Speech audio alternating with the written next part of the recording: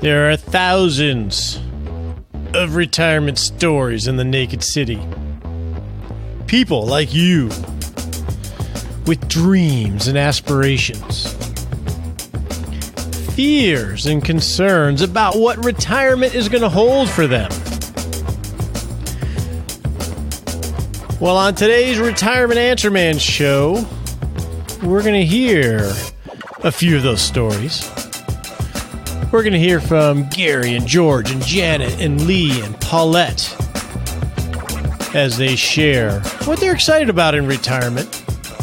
Ray, Stephanie, Susan, they're all going to tell us what they're worried about when they think of retirement as well.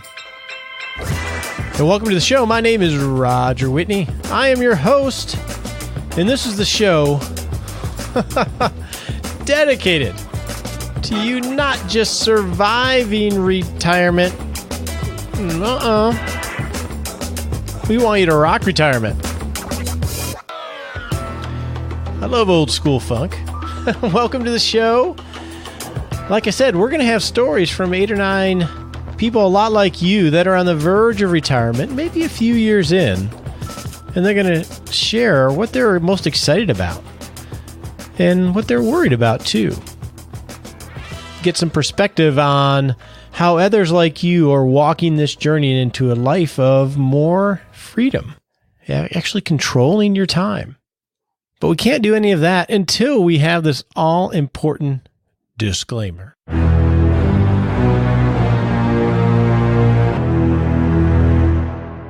Real simple here. Don't take advice from me on the show. I don't give you advice. I don't know you. How could I give you advice? Come on. I only give advice to clients I work for as a fiduciary. I don't think you're one of them. Until you are, make sure you talk to your legal advisor, your tax advisor, or your financial advisor before you make any decisions. That's just common sense.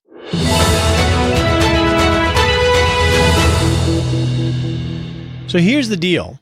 About 3 weeks ago, I had roughly 60 conversations with listeners, a lot like you, that are at or near retirement, and they were kind enough to schedule a call with me to give me feedback on our upcoming Rock Retirement Club, the RRC. This is a club that we're launching in January. I've talked about it a little bit here, but I'll tell you a little bit about it briefly. So we set up these calls with 60 people where we spent 10 minutes or so, and I was explaining to them what we're going to build and to get their feedback, because I want to build it right. I want to build it so people get value from it. And at the end of those conversations, I asked if they would share some of their dreams and aspirations, as well as their fears about retirement. And most people were willing to do that, and we're going to share in their own voice and words some of those stories today. So real quickly on the Rock Retirement Club, it's going to come January 2019. So not that far away. It is in construction right now. We've gotten tons of feedback. You can learn a lot about it at rockretirementclub.com and even enter your email to be on the waiting list for open enrollment, as well as getting updates as we build the clubhouse. Basically what we're doing is we're building in my opinion, going to be a premier platform for people that like to do their own planning, do their own investing. And basically, if you're going to do it by yourself, doesn't mean you have to do it all alone. You can get top-notch education where there's not any sales pitch at the end of it, as well as a community of like-minded people in spirit and in interests that you can crowdsource and walk this journey together. And that's basically what we're building with the club. But today, let's hear some of the stories of people just like you.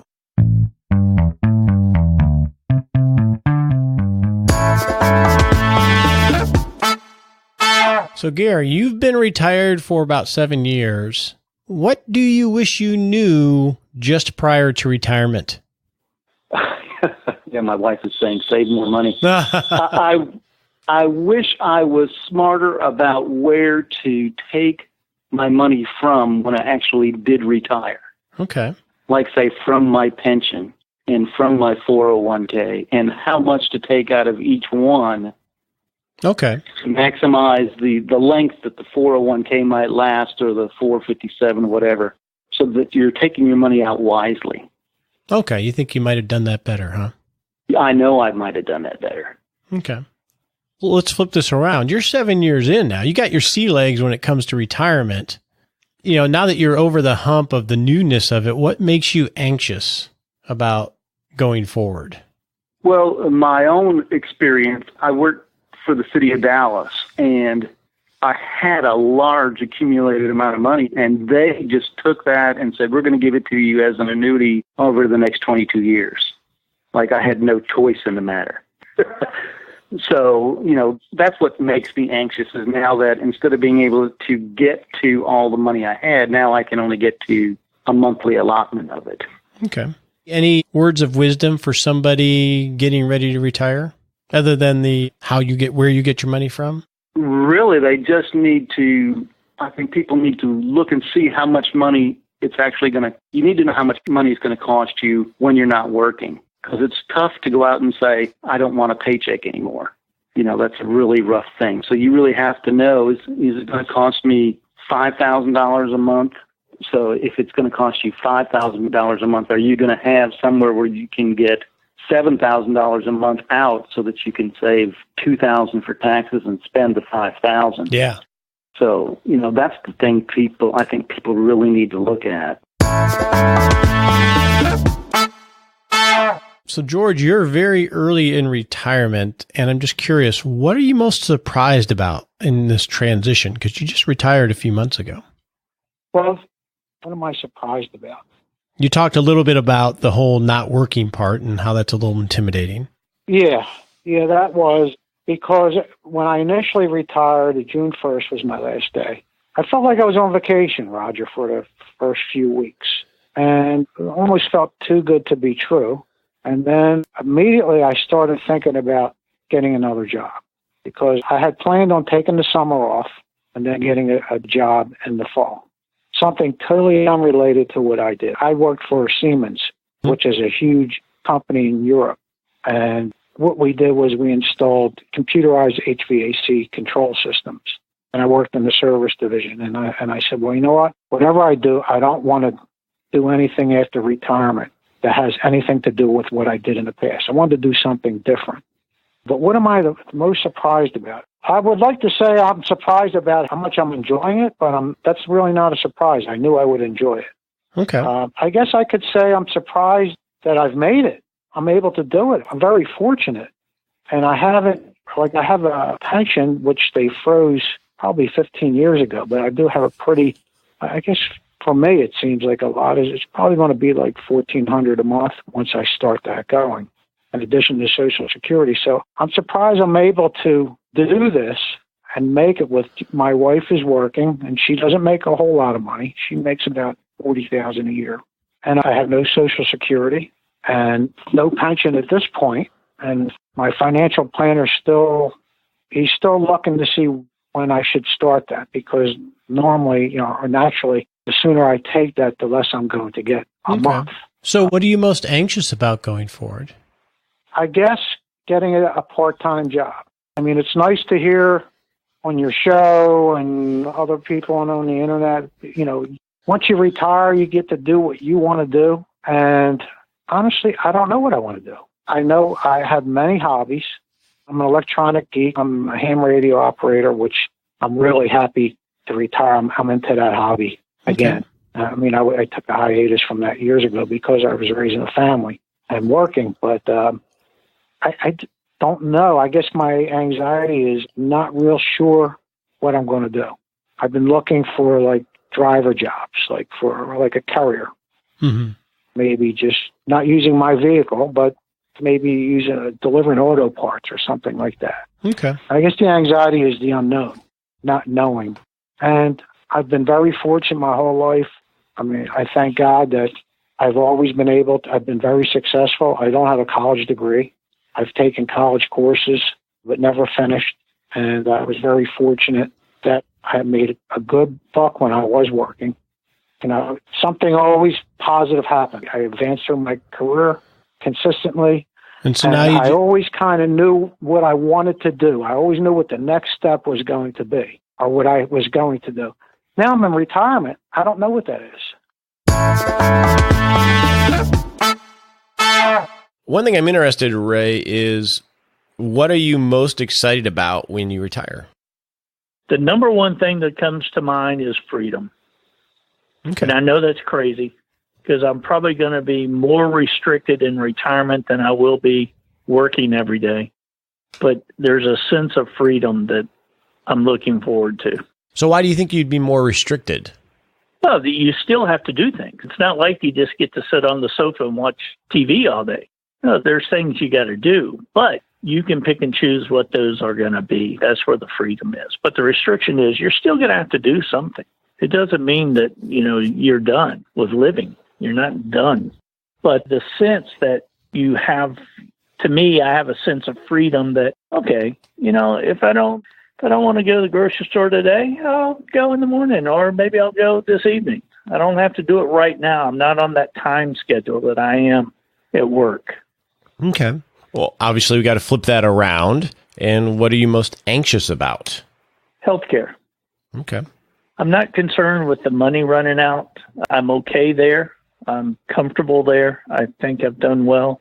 Of course, you never know. On the other hand, I've had some health issues that I have to deal with. So it's not like I can go without health care. And if I retire at age 60, then I'm looking at 5 years of supplementing my health insurance somehow, whether it be COBRA, whether it be Obamacare, or getting on my wife's. I got to figure that out until I'm eligible for Medicare. So that's where I struggle. I mean, that's what's keeping me from pulling the trigger today. Wow, that one issue keeps someone working. That's okay. What I'm curious about, Stephanie, is what are you most looking forward to when you leave your full-time career?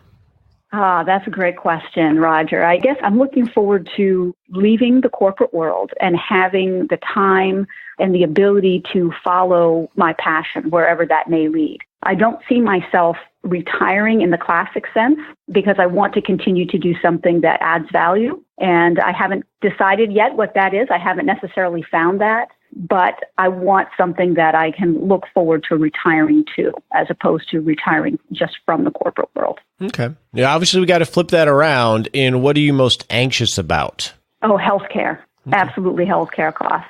I'm an individual that is single. I don't have a pension, so I need to save everything that I'm going to need downstream. And healthcare is, frankly, the large unknown looming variable out there. Yeah, that's a common one. And I'm going to ask you a bonus question. I wasn't going to ask this, but I'm going to ask it. Because okay. Another big fear is not having enough money. And I'm not going to ask that, but I'm curious, do you have any insight? How do you know when enough is enough? Oh, that is such a good question. I mean, what I've done is I've determined what I will need from an expense perspective, sort of in the needs bucket, and got a pretty good idea from listening to your podcast and going through your Smart Sprint as to what my wants and what my wild wishes will be. And so, once I comfortably reach that wants and get a little bit over into the wishes, that's when I know that I'll be ready. Paulette, I know you're close to retirement. What is it you're most excited about that you're looking forward to? Oh, my gosh. To spending more time with my family. I live 100 miles away from most of my family. And my mother died this year. And it's just will be wonderful to be able to spend time with them. I have all these limitations at work now. I work one Saturday a month. I no longer get holidays off unless I take personal time off. It's just getting harder to manipulate that. And my family means so much to me now. And I'm looking forward to travel as well. And it's probably with my budget, it's going to be travel in the United States. But I have friends that live in, like you, I have friends that live in New Mexico. I have a girlfriend that just moved to Chicago. I have a cousin in Tucson, Arizona. I've never seen the Grand Canyon. So I think the travel piece is huge for me. I would just love to see all the places I haven't seen. I've been a lot of places. Those are two really good things. I haven't seen. Mm-hmm. They are wonderful things. And just having more time to rest and to be with my dogs and go hiking. There's a lot of stuff that I can do. It doesn't cost a whole lot of money. So it'll be fun to have the time to do that. So let me flip that around. Not to end on a bad note, but what are some of the things that are anxious about leaving full-time work? Having enough money. That's the big thing, is having enough money to live on. Here's a question about that, because I hear that one a lot. Mm-hmm. How do you know when enough is enough? I really don't know. I've always, and this is a quirk of mine, I've been telling myself lately that I've never been wealthy, but I have always had enough. And, just do I have to have money? Do I have to have, some of the things that my brothers have or their wives have? And, I am not interested in owning a Mercedes. Cars to me get you from point A to point B, and as long as they're reliable. I have one of the cheapest Hondas you can buy, and it works. So it's a really interesting question, Hannah. How much is enough? I just, the part of your book that talks about leaving a legacy to families, to having enough money to do that. I'd like to do that. I don't have children, but I have baby nieces. And it would sure be nice to be able to leave them some money so that they can go to college, because it's so expensive now. And both their parents are teachers. So, so there's just, it's going to be a balancing act for me. So, Susan, you're not too far from retirement. I want to know, what is the most exciting thing that you're looking for? The most exciting thing in retirement is more flexibility, so that I have control of the majority of my hours of what I do every day versus my job being the priority all the time. Sort of fitting, the time to be able to not to have to fit your life in around your job? Right. Okay. What about, we got to go the other direction now. What are you most worried or anxious about? Wow. That could be a long list. The idea of going from being a saver to a spender and letting go of my money in retirement, because of that. It's a scary transition to think about. Especially for someone that's a natural saver, right? Right, which I am. So yeah. I saw a quote the other day about that, is that at some point, there's an age when you realize that saving for a rainy day is no longer important, and now it's urgent to be able to spend it. But that age is a lot older than, that's usually a lot later in life. Yeah, I think I've got a few years before mentally I'm there. But all right, well, at least challenge. At least you recognize that, so you can work on that. Right. Yes, admitting it is half the problem, right? Exactly. Thanks, Susan. You're welcome. So, Lee, I know you and your wife are very close to, we'll call it the finish line. I don't know what we call it. What is it, other than time freedom, because that's a normal one. Other than time freedom, what is it that you are most excited about?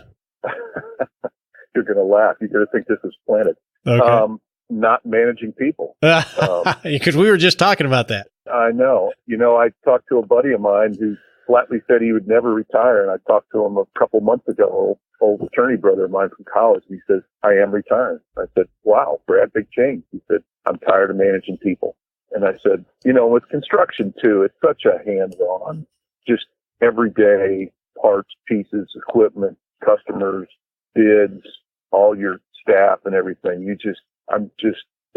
I'm ready to, it's a young man's game, and I'm not young anymore. So I'm ready to pass on the torch of that and then do something. I don't know. Kathy and I talked everything from the proverbial forklift driver, Lowe's greeter, to something. We're going to take some of the pages out of your book about a transition and figure out how to do that where we stay busy. We've got rental property, so that helps solve some of that for sure.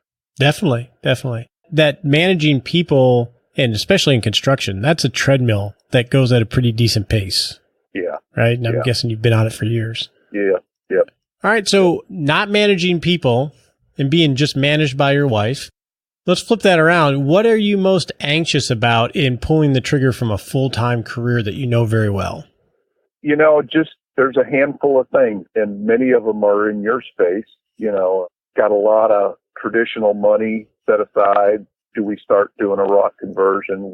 How and when does our Social Security kick in? When do we initiate that? And you've had some, that whole month dedicated to that recently, and that's helped frame it up, but not solidify it. But I've got some borders to work within. And then I would say the other side of it is a little bit of, my wife and I are both very active people. And so we concern a little bit with too much idle time and how to fill that up. Satisfactorily. So you know what you're running away from, the management. It's still not formed what you're running to yet. Yeah. Okay. Yeah. Very good. Thanks for sharing, Lee. Yeah.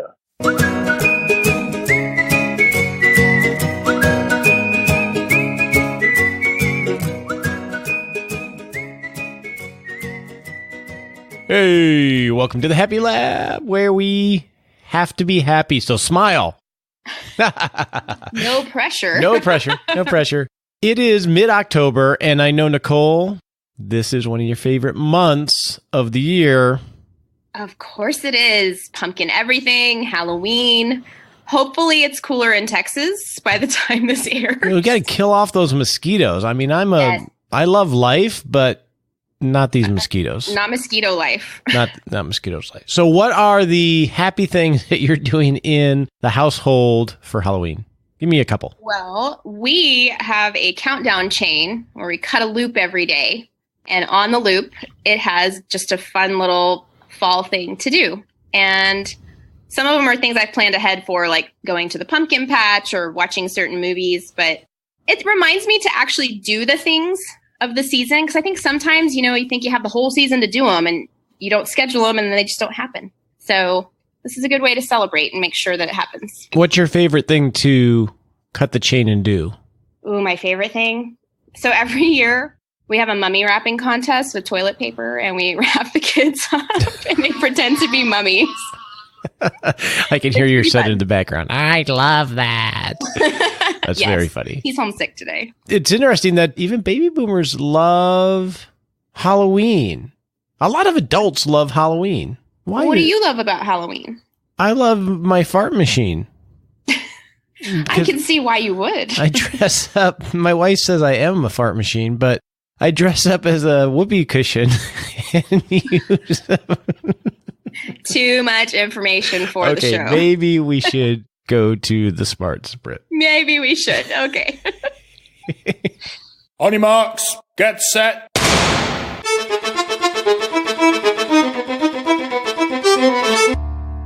And we're off.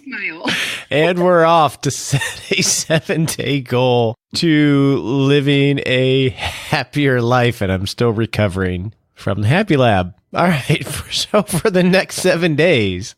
Can you focus? Yeah. For the next 7 days, here's what I suggest that you do is if you're focused on, we've listened to these conversations. So if you're focused on what you're most excited about, spend a little bit of time acknowledging what you might be fearful about that you haven't really addressed, that's sort of lurking there in the future. It's cool to be excited, but just acknowledge, hey, I got a little bit of trepidation about getting closer to retirement. So just acknowledge that. It's important to acknowledge that. And if you are only focusing on the things that you're a little worried about, take a little time and allow yourself to think about and talk about the things you're actually really excited about. It's important to have balance. Those two things are always going to be there. And sometimes we only focus on one and we forget to acknowledge the other. So spend some time thinking about that over the next 7 days.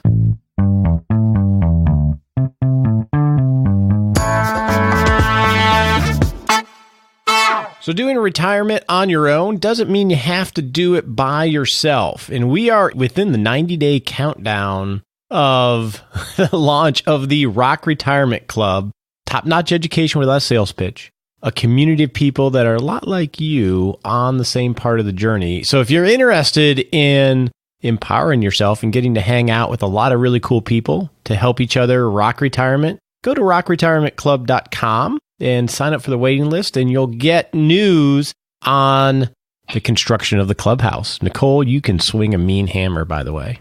That's right, Nichole the Hammer Mills. There you go. Boom.